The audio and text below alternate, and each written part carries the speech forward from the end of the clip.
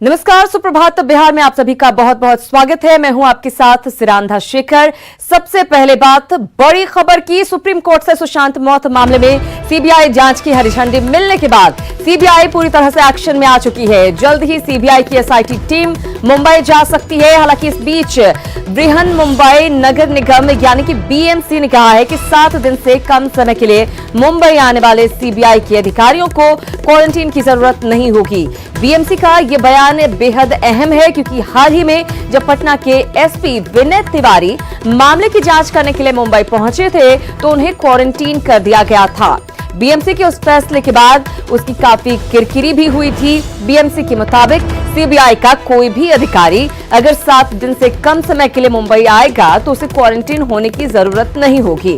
यदि वो छूट के लिए कहेंगे तो हम उन्हें प्रदान करेंगे। इससे संबंधित जो भी सर्कुलर है उससे सभी वाकिफ हैं। वहीं सीबीआई ने कहा कि सुशांत सिंह राजपूत की मौत से जुड़ी जांच जारी है। जांच के लिए सीबीआई की टीम मुंबई जाएगी।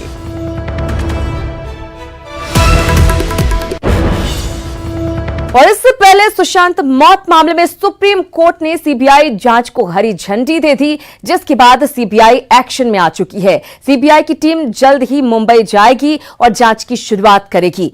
आपको बताते हैं कि मामले में कौन कौन आरोपी हैं और सीबीआई की एसआईटी टीम में कौन कौन है। सुशांत की मौत के 65 दिन बाद यह तय हो गया कि अब सीबीआई सुशांत की मौत का सच सामने लाएगी। सुप्रीम कोर्ट से सीबीआई जांच की हरी झंडी मिल चुकी है। हालांकि सीबीआई ने 6 अगस्त को ही सुशांत के पिता के सिंह की पटना में कराई गई एफआईआर के आधार पर मामला दर्ज कर जांच के लिए एसआईटी का गठन कर लिया था। जानिए सीबीआई के एफआईआर में दर्ज आरोपियों के नाम। आरोपी नंबर 1 रिया चक्रवर्ती, सुशांत सिंह की गर्लफ्रेंड। आरोपी नंबर 2 इंद्रजीत चक्रवर्ती, रिया चक्रवर्ती के पिता। आरोपी नंबर 3 संध्या चक्रवर्ती, रिया चक्रवर्ती की मां। आरोपी नंबर 4 शोविक चक्रवर्ती, रिया चक्रवर्ती का भाई। आरोपी नंबर 5 सैमुअल मिरंडा, रिया सुशांत का हाउस मैनेजर। आरोपी नंबर 6 श्रुति मोदी, रिया चक्रवर्ती की एक्स मैनेजर। आरोपी नंबर 7 नाम अज्ञात। रिया एंड कंपनी के ये वो 6 नाम हैं जो सुशांत की मौत के राजदार हैं। सीबीआई के एफआईआर में 7वां आरोपी अज्ञात को बनाया गया है। सुप्रीम कोर्ट से सीबीआई जांच की हरी झंडी मिलने के बाद अब सीबीआई इनसे हर राज उगलवाएगी और सुशांत की मौत का एक एक सच सामने लाएगी। सीबीआई रिया एंड कंपनी के 6 लोगों के खिलाफ अलग अलग धाराओं में एफआईआर दर्ज की। 7वां आरोपी अज्ञात है जिसका नाम दर्ज नहीं है। जानिए सीबीआई की एसआईटी टीम के बारे में। एसपी नुपुर प्रसाद की अगुवाई में एसआईटी जांच करेगी। बिहार की मूल निवासी है नुपुर प्रसाद। ज्वाइंट डायरेक्टर मनोज शशिधर और डीआईजी गगनदीप गंभीर करेंगे जांच की निगरानी। गुजरात कैडर के हैं मनोज शशिधर और गगनदीप गंभीर। अगस्टा वेस्टलैंड, विजय माल्या, सृजन घोटाला जैसे मामलों की जांच कर रहे हैं। एफआईआर में लगाई गई धाराओं को देखकर लगता है कि पटना में दर्ज एफआईआर को ही सीबीआई ने री रजिस्टर किया। पटना पुलिस ने आईपीसी की धारा 341, 348, 380, 406 में केस दर्ज किया था। वहीं सीबीआई ने आईपीसी की धारा 120B, 306, 341, 342, 380, 406, 420 और 506 के तहत एफआईआर दर्ज की है। एफआईआर में घटना या हादसे की जगह मुंबई, पटना और अन्य जगह रजिस्टर किया गया है। अब जान लीजिए एफआईआर में दर्ज की गई धाराओं के तहत कौन कौन से गंभीर अपराध शामिल हैं।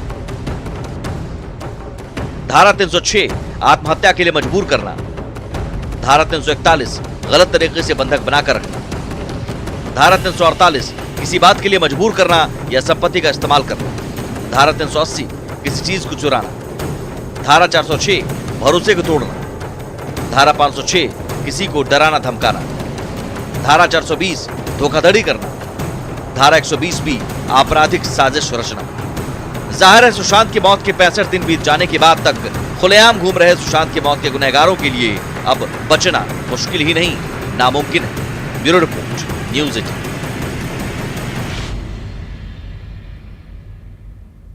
तो 2 महीने के लंबे इंतजार के बाद अभिनेता सुशांत सिंह राजपूत के परिजनों को न्याय मिलने की उम्मीद बढ़ गई है। सुप्रीम कोर्ट ने सुशांत मौत मामले की जांच सीबीआई को सौंपने का फैसला सुना है। सर्वोच्च अदालत के फैसले से रिया चक्रवर्ती और मुंबई पुलिस को करारा झटका लगा है। सीबीआई जांच से खुलेगा सुशांत की मौत का राज। बेपर्दा होगा सुसाइड या मर्डर मिस्ट्री का रहस्य। सुप्रीम फैसले के बाद जगी न्याय की आस।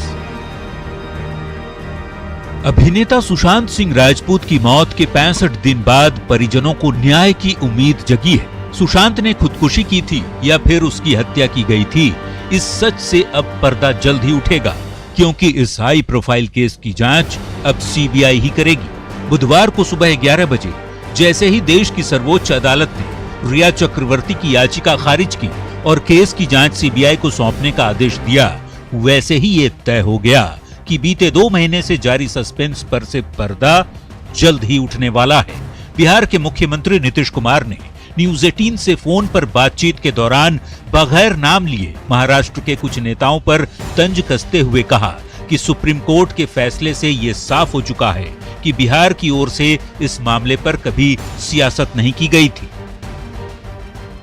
और अपना आर्गुमेंट भी कर रहे थे, आरोप भी लगा रहे थे, तो अब तो उनको पता चल गया कि जो कुछ भी कह रहे थे वो बिल्कुल बेबुनियाद था और बिल्कुल गलत था। तो आज जो माननीय सर्वोच्च न्यायालय का फैसला वो से स्पष्ट हो गया कि बिहार की तरफ से कोई राजनीति नहीं की गई।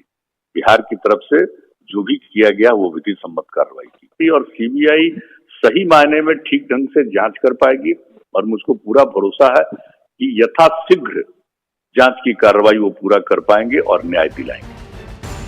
सुप्रीम कोर्ट के फैसले पर बिहार के डीजीपी गुप्तेश्वर पांडे ने खुशी जताते हुए कहा कि बिहार पुलिस ने संवैधानिक दायरे में रहकर अपनी ड्यूटी निभाई है, इसमें कोई दो राय नहीं। पुलिस जो कर रही थी बिल्कुल कानूनी तरीके से, संवैधानिक तरीके से सही काम कर रही थी और बिहार के मुख्यमंत्री ने जो सपोर्ट किया, आज सुशांत को अगर न्याय मिलने की उम्मीद बनी है, इस मुकाम तक लड़ाई पहुंची है, तो बिहार के मुख्यमंत्री के सपोर्ट के कारण। सुशांत सिंह केस की जांच सीबीआई से कराने के सुप्रीम कोर्ट के फैसले पर बिहार के महाधिवक्ता और सुशांत के परिवार के वकील ने बेहद खुशी जताई है। सभी को उम्मीद यही कि सच जल्द सामने आएगा। न्यायालय ने स्पष्ट कर दिया है कि सारा कार्रवाई बिहार सरकार का और पटना पुलिस का लॉफुल था। इस केस का अनुसंधान सीबीआई के द्वारा होगा और बॉम्बे पुलिस को निर्देश है कि वो सीबीआई को हर तरह से सहयोग इस केस के अनुसंधान में करे। एक स्टैंड सारा सही साबित हुआ और सुप्रीम कोर्ट ने हमारे हर बात को मान ली है और अब मेरे को उम्मीद है कि जल्दी से जल्दी सीबीआई इसमें इन्वेस्टिगेशन स्टार्ट करेगी। पूरी तरह से स्टार्ट तो उन्होंने खैर कर दिया है, लेकिन पूरी तरह से स्टार्ट करेगी। महाराष्ट्र पुलिस सारा कुछ उनको हैंडओवर करेगी और जल्दी परिवार को न्याय मिलने की अब संभावना जल्दी बढ़ गई है। तो सुप्रीम कोर्ट के फैसले के बाद अब सीबीआई की स्पेशल इन्वेस्टिगेशन टीम गुरुवार को मुंबई पहुंचने वाली है और केस से जुड़े मामलों की तहकीकात में तेजी लाएगी। सभी को उम्मीद है सुप्रीम कोर्ट के फैसले के बाद इस केस के रहस्य से जल्द पर्दा हटेगा और सच्चाई सबके सामने आ पाएगी। न्यूज 18 के लिए मुंबई से अमित राय और दिल्ली से शंकर आनंद के साथ पटना से रवि एस नारायण की रिपोर्ट। तो आखिरकार सुशांत केस सीबीआई के हाथ में है और इंसाफ मिलने की उम्मीद जो है वो बढ़ गई है। चलिए अब अगली खबरों का रुख करते हैं। राष्ट्रीय स्वास्थ्य मिशन में बड़ा घोटाला सामने आया है। बुजुर्ग और उम्रदराज महिलाओं के खाते में योजना मद की राशि डालकर पैसे का बंदर बांट किया जा रहा है। हद तो इतनी हो गई है कि 13 महीने के भीतर 8 बार एक महिला द्वारा 8 बच्चे का जन्म होना दिखाकर सरकारी पैसे का गबन किया जा रहा है। मुजफ्फरपुर से प्रवीण ठाकुर की एक्सक्लूसिव रिपोर्ट देखिए।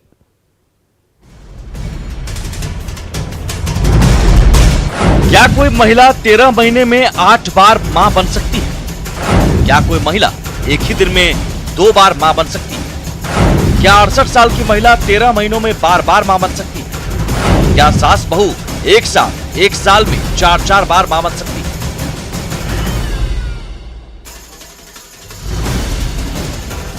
इन सवालों को सुनकर मुमकिन है आप सर पकड़कर यही सोच रहे होंगे, भला ये किस तरह का सवाल है? भला ये कैसे मुमकिन है कि कोई महिला 13 महीने में 8 बार मां बन जाए? यकीनन हकीकत में ये बिल्कुल मुमकिन नहीं। लेकिन साहब, बिहार के सिस्टम में जड़ जमा चुके भ्रष्टाचारियों के लिए ये बाएं हाथ का खेल है। ये खेल हुआ है राष्ट्रीय स्वास्थ्य मिशन योजना में। दरअसल राष्ट्रीय स्वास्थ्य मिशन में गर्भवती महिला के बच्चा जन्म देने पर 1400 रुपए और आशा कार्यकर्ता को 600 रुपए देने का नियम है। लेकिन मुजफ्फरपुर से सटे मुसहरी प्रखंड के छोटी कोठिया गांव में कई महिलाओं के खाते से इस योजना के तहत पैसे डालकर उड़ा लिए गए। इस खेल के बारे में तफसील से जानने के लिए मिलिए मुजफ्फरपुर शहर से सटे मुसहरी प्रखंड के छोटी कोठिया गांव की रहने वाली शांति देवी से। 68 साल की शांति देवी का सबसे छोटा बेटा 20 साल से अधिक उम्र का है। शांति देवी को सरकार वृद्धावस्था पेंशन भी देती है, लेकिन शांति देवी के खाते में एक बार नहीं बल्कि 13 महीने के भीतर 6 बार 1400 रुपए की राशि भेजी गई, कभी कभी तो एक ही तारीख में 2 बार भी। हालांकि शांति देवी के खाते में पैसे क्रेडिट होने के अगले दिन ही रुपए निकाल भी लिए गए। आपका सबसे छोटा बच्चा कितने साल का है? माने समझो जब 20 साल के हुए थे। उसके बाद बाल बच्चा नहीं? तो आपके खाते में 1400 रुपया आ रहा है। हाँ। 5 बार आया है। हाँ। ये पता है क्यों आया है? हमें को बार नहीं छोड़ा है। आपको नहीं मिला? नहीं। छोटी कोठिया गांव की लीला देवी की कहानी भी शांति देवी से मिलती जुलती है। लीला देवी को पिछले 10 साल से कोई बच्चा नहीं हुआ है, लेकिन लीला देवी के खाते में पिछले 13 महीने में 8 बार राष्ट्रीय स्वास्थ्य मिशन के तहत 1400 रुपए की राशि बार बार भेजी गई और फिर खाते से उठाव भी कर दिया जा रहा है। आपके खाते में पैसा आ रहा है? पता ना क्यों आ रहा है। हमको बच्चा उच्चा तो नहीं होता है, नाती पोता वाला हो गई है, अब तो होना चाहिए। पुतों के हुआ है, पोता पोती सब है, नाती नाती सब है, लेकिन हमको तो नहीं होता है 10 साल से। आपके खाते में पैसा आ रहा है? हाँ, 1400 रुपया आ रहा है, बाकी हमको पता नहीं है। 8 बार। 8 बार? हाँ। राष्ट्रीय स्वास्थ्य मिशन में दलालों ने सेंधमारी की कहानी यहीं खत्म नहीं की। मिलिए सोनिया देवी और सोनी देवी से। सोनिया देवी और सोनी देवी सास बहू हैं। सोनिया देवी 66 साल की हैं, जिन्हें पिछले 30 सालों से बच्चा नहीं हुआ है। सोनिया की बड़ी बहू सोनी देवी ने भी 5 साल पहले परिवार नियोजन करा लिया है, लेकिन साल 2018 से 2019 तक दोनों के खाते में 4-4 बार 1400 रुपए डालकर दलालों ने निकाल भी ली। आपका उम्र? हमर तो 66 हुई छे। अच्छा। आपके नाम से आपके अकाउंट में रुपया आया है 4 बार 1400 रुपया? हम एको बेर न हमरा छोड़ेबे न करी है न पैसा। हाँ। आ न कहै छी आयल हमर खाता में 200 रुपये हो बोलू। क्या नाम है आपका? सोनी देवी। अच्छा। कब आपको लास्ट बच्चा हुआ? वह 5 साल पहले। अच्छा। अभी आपके खाते में आ रहा है अस्पताल वाला रुपया 1400 रुपया? हम तो जानबो न करै छी वैसी की ना से हमरा से पतो न दै छी। इलाके में ऐसी कई और महिलाएं हो सकती हैं जिनके नाम पर NRHM के तहत मिलने वाले पैसों का बंदरबाट हुआ है। इस पूरे फर्जीवाड़े को लेकर शक की सुई इलाके में स्टेट बैंक के CSP संचालक सुशील कुमार पर जा रही है, लेकिन सवाल पूछे जाने पर जवाबदेह अधिकारी टालमटोल रवैया अपना रहे हैं। नहीं, इस संदर्भ में कस्टमर द्वारा हमारे पास किसी प्रकार का कंप्लेंट नहीं आया है। अगर आपके द्वारा ये शिकायत पहली बार मुझे मिल रही है, अगर इस तरह का कंप्लेंट आता है हमारे पास तो इस पे जो बैंक की कार्रवाई बनती है वो बिल्कुल किया जाएगा। कितने बार दे सकते हैं? नहीं, डिलीवरी पर दे सकते हैं। अगर 5 डिलीवरी है 5 बार दे सकते हैं, लेकिन 1 साल में तो एक होगा और इससे ज़्यादा हो नहीं सकता। 8 बार कैसे पेमेंट हुआ? नहीं, 8 बार नहीं पेमेंट हो सकता। डॉक्यूमेंट्स है, कई बार आप दिखाइए, उसका जांच कर लेंगे। राष्ट्रीय स्वास्थ्य मिशन के तहत संस्थागत प्रसव के नाम पर जो राशि लाभुकों के खाते में डाली गई वो मुसहरी PSC प्रभारी के हस्ताक्षर से ही बैंक में डाली गई, लेकिन इस मामले में फिलहाल लिपिक छुट्टी पर बताया जा रहा है। साथ ही जो CSP संचालक है कैमरे के सामने आने से परहेज कर रहा है। लेकिन एक बड़ा सवाल है कि आखिर साल भर के भीतर इतने एज होने पर महिलाओं को 8 बार प्रसव दिखाकर सरकारी राशि का बंदरबाट आखिर कैसे किया जा रहा था। कैमरामैन संजीव के साथ प्रवीण ठाकुर, न्यूज़ 18 मुसहरी मुजफ्फरपुर। और इस पूरे मामले में शक की सुई इलाके के सीएसपी संचालक सुशील कुमार पर जाती है, जिनके खाते में बार बार स्वास्थ्य विभाग से 1400 रुपए आ रहे हैं। ये सभी दूसरे मद में आने वाली सरकारी राशि की निकासी के लिए सीएसपी सेंटर पर जाते हैं। सीएसपी सेंटर पर फिंगरप्रिंट मशीन से ही खाते से राशि की निकासी का प्रावधान है, जहां खातेधारियों से फिंगरप्रिंट लेकर राशि की निकासी कर ली जा रही है या फिर किसी दूसरे के खाते में राशि का ट्रांसफर किया जा रहा है। सीएसपी सेंटर की पड़ताल की हमारे संवाददाता प्रवीण ठाकुर ने। राष्ट्रीय स्वास्थ्य मिशन के तहत जो संस्थागत प्रसव है उसकी राशि सीधे जो लाभुक है उसके खाते में आनी है, और इसके लिए जो ग्रामीण स्तर पर जो बैंक की सीएसपी शाखा है उसके थ्रू ये भुगतान होता है। और अभी हम हैं मुसहरी के छोटी कोठिया स्थित ये स्टेट बैंक की सीएसपी शाखा है, और यहीं से जो ये राशि है जो बार बार खातेधारी के अकाउंट में आया है उसकी निकासी हुई है। और ये कहा जा रहा है कि जो फिंगर प्रिंट मशीन है उसके जरिए ही ये तमाम राशियों की निकासी होती है। मैडम, जो ये निकासी होती है यहाँ पर क्या कोई हस्ताक्षर भी लेते हैं? नहीं, निशान लगता है। फिंगरप्रिंट हस्ताक्षर नहीं लेते? नहीं। ये 1400 रुपया जो गया है उसकी कोई शिकायत भी मिली है आप लोगों को? नहीं। नहीं। आपके यहाँ जो खातेधारी हैं उसमें 1400 रुपया बार बार आया है? नहीं, ऐसा भी कुछ नहीं। कई खातेधारी हैं ऐसे? नहीं, ऐसा नहीं है। अब ऐसे में कई सारे सवाल उठ रहे हैं। सवाल उठता है कि आखिर एनआरएचएम के तहत फर्जीवाड़े की भनक क्यों नहीं लगी। लगातार फर्जीवाड़ा किया जा रहा था और इसकी भनक तक नहीं लगती है। सवाल उठना लाजमी है, बैंक के अधिकारी आखिर इस पूरे मामले पर चुप्पी साधे क्यों बैठे हैं। साथ ही सवाल यह भी कि स्वास्थ्य विभाग के अधिकारी इस पूरे मामले से पल्ला क्यों झाड़ रहे हैं, क्यों खामोश हैं। कितने सालों से एनआरएचएम के तहत बंदर बांट का यह खेल चल रहा है, यह भी नहीं पता।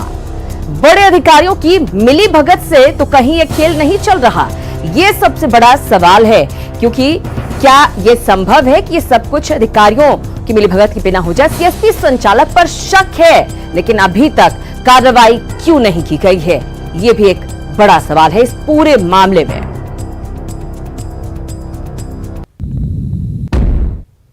चलिए खबरों में आगे बढ़ते हैं। बिहार की सियासत में पाला बदलने का खेल जारी है। 3 दिन में जेडीयू ने आरजेडी के 6 विधायकों को अपने पाले में कर लिया। लालू यादव के समधी चंद्रिका राय जनता दल यूनाइटेड में शामिल हो जाएंगे। सारण जिले के परसा से चंद्रिका राय विधायक हैं। इसके अलावा आरजेडी से बाहर किए जा चुके विधायक फराज फातमी भी जेडीयू में शामिल हो जाएंगे। फराज फातमी दरभंगा के केवटी से विधायक हैं। लालू प्रसाद के करीबी और पूर्व केंद्रीय मंत्री अली अशरफ फातमी के बेटे हैं फराज फातमी। जबकि पटना के पालीगंज से विधायक जयवर्धन यादव भी जेडीयू में शामिल होंगे। जयवर्धन यादव पूर्व केंद्रीय मंत्री रामलखन यादव के पोते हैं। तीनों आरजेडी के विधायक गुरुवार को यानी कि आज 2:30 बजे जेडीयू की सदस्यता लेंगे। आरजेडी के टिकट पर चुनाव जीते विधायक महेश्वर यादव, अशोक कुशवाहा और प्रेमा चौधरी ने सोमवार को जेडीयू की सदस्यता ली थी।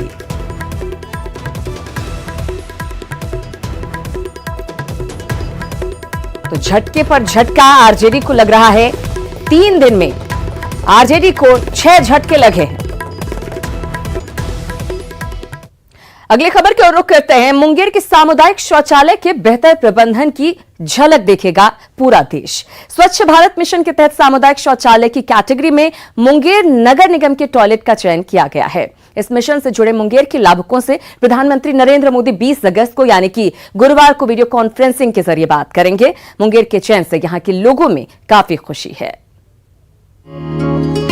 20 अगस्त को आयोजित स्वच्छता महोत्सव में अलग अलग कैटेगरी में बेहतर कार्य करने के लिए देश के 4 जिलों को चुना गया है। इस सूची में बिहार के मुंगेर नगर निगम का नाम सामुदायिक शौचालय के बेहतर प्रबंधन की श्रेणी में शुमार किया गया है। नगर आयुक्त श्रीकांत शास्त्री ने बताया कि मुंगेर से 11 लाभुकों की सूची दिल्ली भेजी गई है, जिसमें से चयनित लाभुकों से 20 अगस्त को प्रधानमंत्री बातचीत करेंगे। कल स्वच्छता सर्वेक्षण 2020 का परिणाम माननीय प्रधानमंत्री जी की द्वारा घोषित किया जाएगा, तो उसी क्रम में नगर निगम मुंगेर से सामुदायिक शौचालय एवं व्यक्तिगत शौचालय जो स्वच्छ भारत मिशन के तहत निर्मित है उसके लाभुकों से माननीय प्रधानमंत्री जी से बात करेंगे। सामुदायिक शौचालय कैटेगरी में मुंगेर नगर निकाय के चयन के बाद जिले के लोग काफी उत्साहित हैं। नगर निगम के वार्ड नंबर 33 मुसहरी टोला के शौचालय के मॉडल का चयन किया गया है, जिसे 45 परिवार प्रयोग करते हैं। शौचालय की साफ सफाई और बेहतर प्रबंधन के लिए सभी परिवार 40-40 रुपए देते हैं। पीएम मोदी इनसे जानेंगे कि शौचालय के उपयोग से कैसे उनके जीवन में बदलाव आया। पीएम से संवाद के लिए चयनित महिला अनुपम भारती ने बताया कि वो पीएम से बात करने को लेकर काफी उत्साहित हैं। हमारे कल जो है प्रधानमंत्री से कल हमारी बात होने वाली है, इससे हमको बहुत उत्साह है सर। और हमारा जो मुंगेर को नंबर 1 लाया गया है, इसके लिए हम प्रधानमंत्री को बहुत बहुत धन्यवाद करते हैं। बहरहाल सामुदायिक शौचालय के बेहतर प्रबंधन कर मुंगेर ने बिहार के लिए गौरव के साथ साथ स्वच्छ भारत अभियान को बल देने के लिए एक बड़ी मिसाल पेश की है, जिससे हर बिहारी काफी उत्साहित है। न्यूज़ 18 के लिए मुंगेर से अरुण कुमार शर्मा की रिपोर्ट। तो मुंगेर ने या कहें बिहार ने स्वच्छता की ओर एक और कदम बढ़ा दिया है। फिलहाल इसी के साथ इस बुलेटिन में इतना ही, लेकिन न्यूज़ 18 बिहार झारखंड पर खबरों का सिलसिला लगातार जारी है।